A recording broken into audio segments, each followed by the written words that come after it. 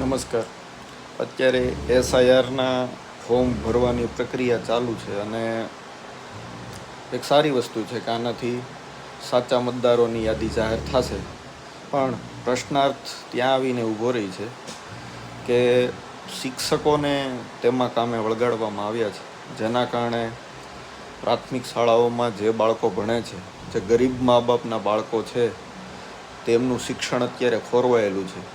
કારણ કે શિક્ષકો અત્યારે જે બીએલઓની કામગીરીમાં જોતરાયેલા છે, તો એમાં દિવસ રાત એ લોકો મહેનત કરે છે, તો એમની પાસે બાળકોને પૂરતો અભ્યાસ કરવાનો સમય મળતો નથી.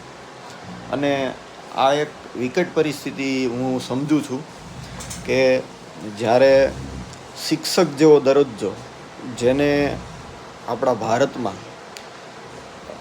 ગણવામાં નથી આવતો, કહી શકાય કે એમને અવગણના કરવામાં આવે છે, કે જે શિક્ષક બાળકનું ભવિષ્ય ઘડે છે, જે શિક્ષક ભારતનું ભવિષ્ય ઘડે છે, એમને જ બીજા કામમાં જોતરી દેવામાં આવશે, તો આમાં કઈ રીતે ભારત વિશ્વગુરુ બનશે અને કઈ રીતે ભારત આગળ વધી શકશે, જ્યાં બાળકો જ ભણેલા નહીં હોય, ખાલી સ્કૂલે જઈ અને ટાઈમપાસ કરીને આવી આવતા હશે.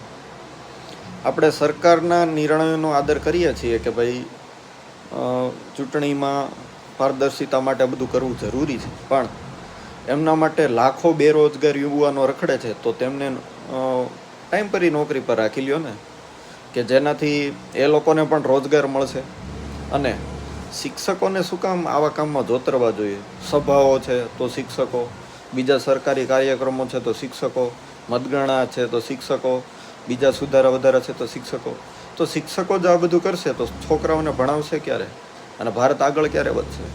તો મારી સરકારને રિક્વેસ્ટ છે કે શિક્ષકોને શિક્ષક રહેવા દો, એમના વિદ્યાર્થીના ગુરુ બનવા દો, નહીં કે અધર કામ માટે એમનો યુઝ કરો. અધર કામ માટે લાખો બેરોજગાર યુવાનો યુવતીઓ રખડે છે, જેમને રોજગારીની ખૂબ જરૂર છે, તો તેમને રોજગારી આપો, કે જેનાથી રોજગારી પણ વધશે અને કામમાં પારદર્શિતા પણ આવશે.